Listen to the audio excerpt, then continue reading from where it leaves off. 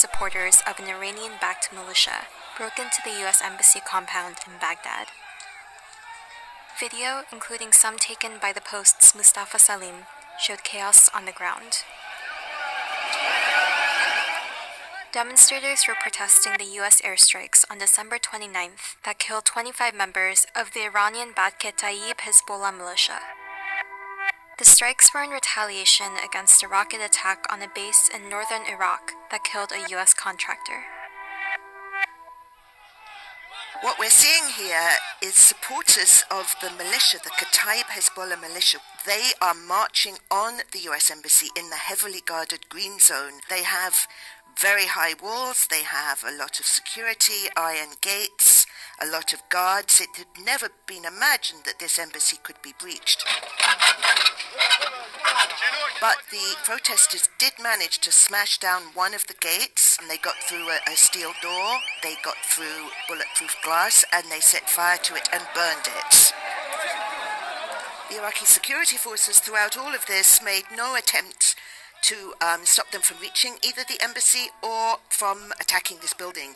In fact, some were seen joining in the attack.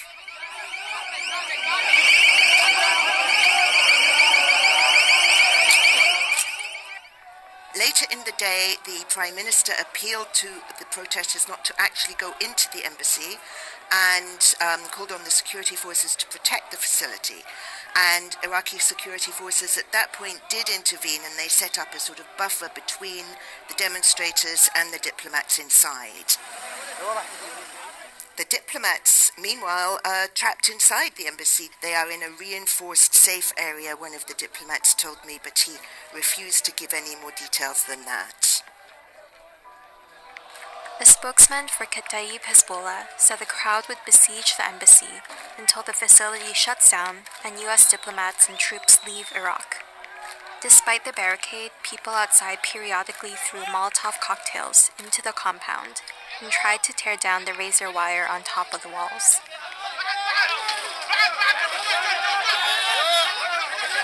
Inside, Iraqi and American guards fired stun grenades and tear gas respectively to disperse the crowd. Defense Secretary Mark T. Esper announced that 2 Apache helicopters and a small contingent of Marines would be sent as reinforcements. The Pentagon shared video of Marines preparing to deploy to Iraq from Kuwait. This all began much earlier in the year as part of the bigger rivalry between Iran and America in the Middle East. It began really with President Trump's maximum pressure campaign of sanctions against Iran. Iran has been pushing back against that anywhere that it can find to sort of tweak the Americans. Iraq has really been trapped between Iran and the United States ever since the U.S. invaded Iraq in 2003. That brought Shiites, Iran's co-religionists in Iraq, to power in the government in Baghdad, and it brought a heavy level of Iranian influence into Iraq. And what we've seen in these recent years is that influence has grown enormously. And the main way the Iranians wield their influence is through these armed militias that are very loyal to Iran. And these militias have become the most powerful military and political force in the country, which is what we saw today, because the Iraqi security forces stood aside and let them attack the American embassy like this. They did not attempt to impede them in any way. As the sun began to set, militia supporters set up tents for the night outside the compound. Video also showed U.S. helicopters flying in the vicinity of the embassy and launching flares.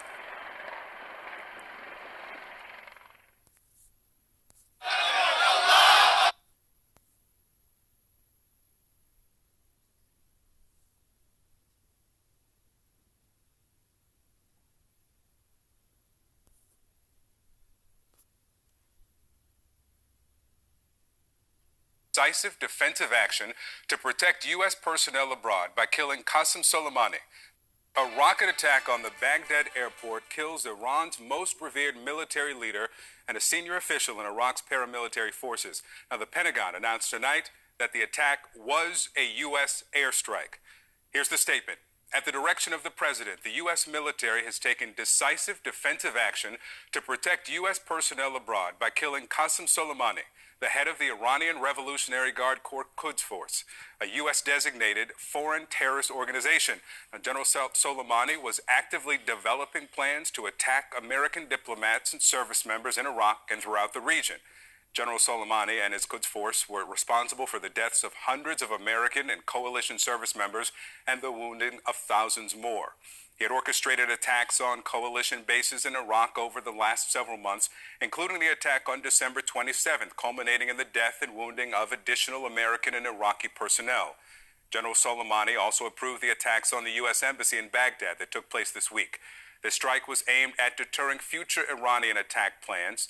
The United States will continue to take all necessary action to protect our people and our interests wherever they are around the world. Now, this from the president a few moments ago. He tweeted just an image of an American flag.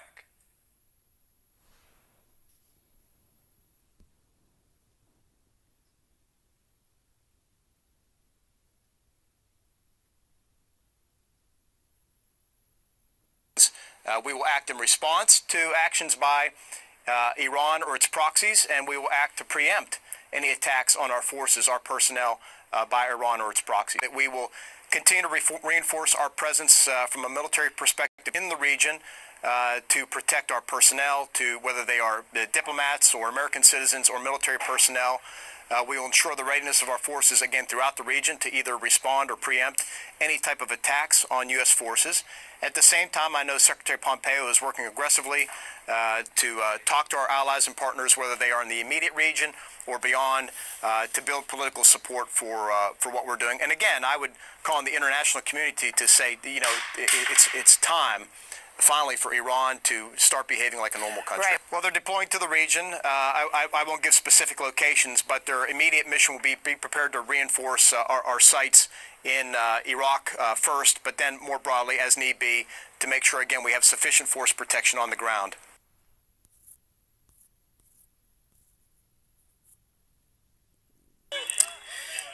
And you have been watching pictures there of people in Baghdad's Tahrir Square celebrating the killing of senior Iranian Commander Qasem Soleimani by US forces. I'm Stan Grant here in Doha, of course, taking over this breaking coverage, live coverage of this strike by American forces inside Iraq. Now, we've had information, now confirmation from the Pentagon that US President Donald Trump had ordered this strike inside Iraq that has killed a commander of Iran's elite Quds Force.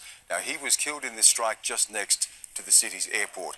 The Quds Force is responsible for Iran's overseas and clandestine military operations. Now, also killed was Iraqi militia commander Abu Mahdi al-Mohandes. He was the deputy leader of Iraq's Hashd Shabi militia.